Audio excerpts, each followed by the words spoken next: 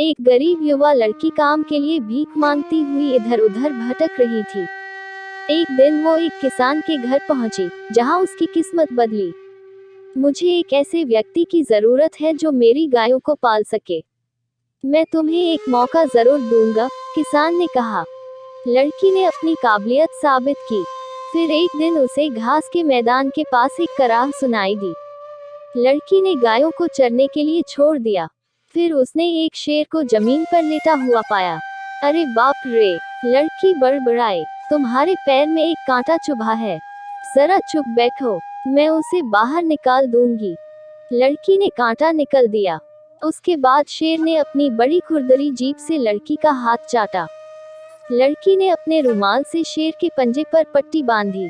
लड़की घास के मैदान में लौट कर आई, पर गायें वहां से गायब थीं।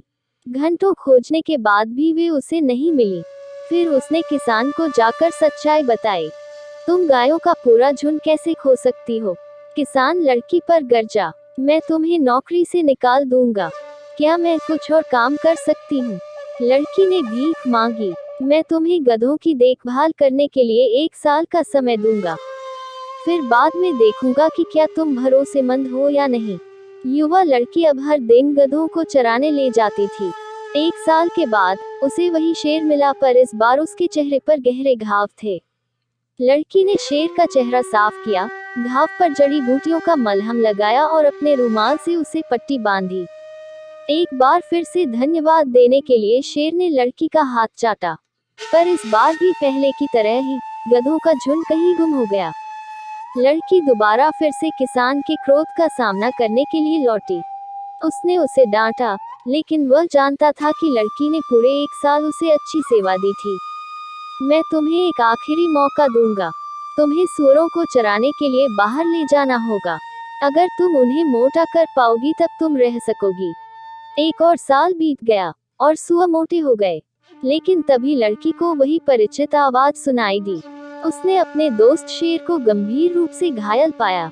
उसने प्रत्येक घाव को धोया, जड़ी बूटियों को इकट्ठा किया और फिर अपनी स्कर्ट को फाड़कर पट्टियां बांधी। इस बार शेर बोला, क्या तुम आराम करने तक मेरे साथ नहीं बैठोगी? मैं माफी चाहती हूँ, लेकिन मुझे जाना होगा और किसान के सूअरों को देखना होगा, उसने कहा। वो सूअरों को खोजने के लिए दौड़ी, लेकिन उसे ऐसा लगा जैसे पृथ्वी उन्हें निगल गई हो।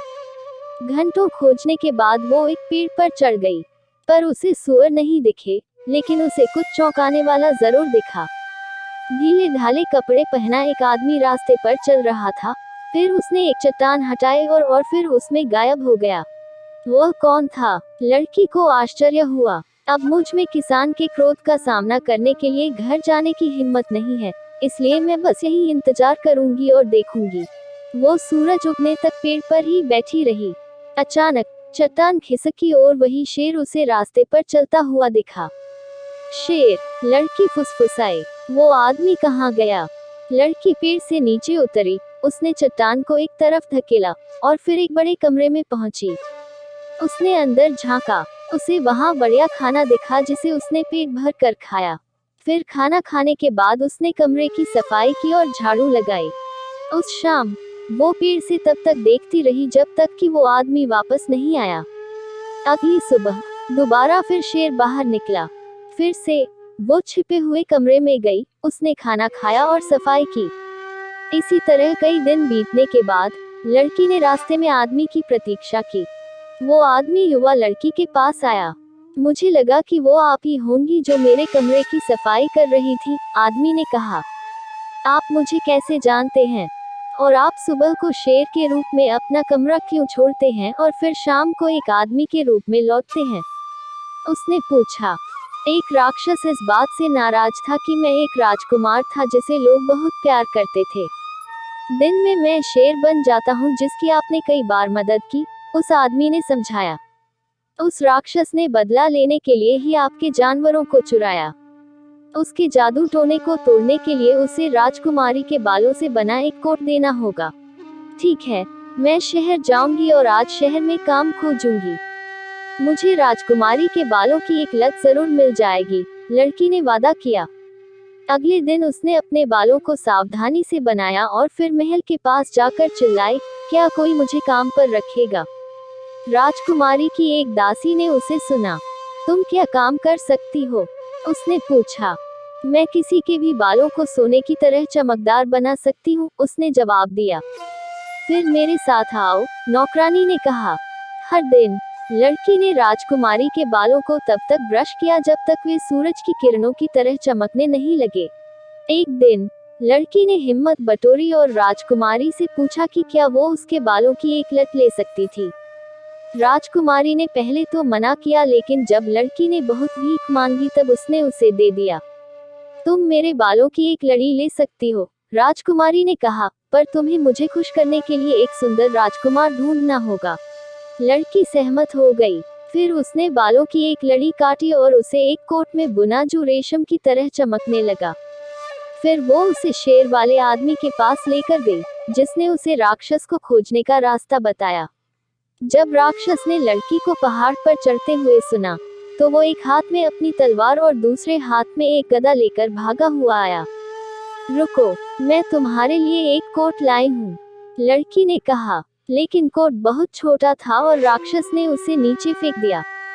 मुझे माफ करें, मैं फिर से कोशिश करूंगी, उसने वादा किया। अगली सुबह लड़की ने राजकुमारी से बड़ी आरज़ू मिन्नत करके उसके बालों की एक और लड़ी ली। फिर लड़की ने एक बड़ा कोट बनाया और दोबारा पहाड़ पर लौटी। इस बार राक्षस को कोट फिट आया और उसने लड़की को इनाम देने की पेशकश की। कृपया उस शेर वाले आदमी पर से जादू टोना हटाओ, उसने भीख मांगी। राक्षस ने उत्तर दिया, उसके लिए तुम्हें शेर को मारना होगा। फिर उसे जलाकर उसकी राख पानी में फेंकनी होगी, तब तुम्हें राजकुमार मिलेगा। आदमी को यह सब बताते समय लड़की रोने लगी। जैसा उसने कहा है तुम वैसा ही करो, मुझ पर भरोसा रखो, आदमी ने कहा। अगली सुबह लड़की ने शेर को मार डाला। जब उसने पानी में राख डाली तब पानी में से एक सुंदर युवा राजकुमार बाहर आया। बहुत धन्यवाद, तुमने मुझे बचा लिया है। अब मैं तुमसे अपनी पत्नी बनने के लिए कह सकता हूँ। युवा लड़की ने उसे आंसू भरी आंखों से देखा। लेकिन मैंने राजकुमारी से वादा किया है कि मैं उसे खुश करने के लिए एक राजकुमार खोजूंगी।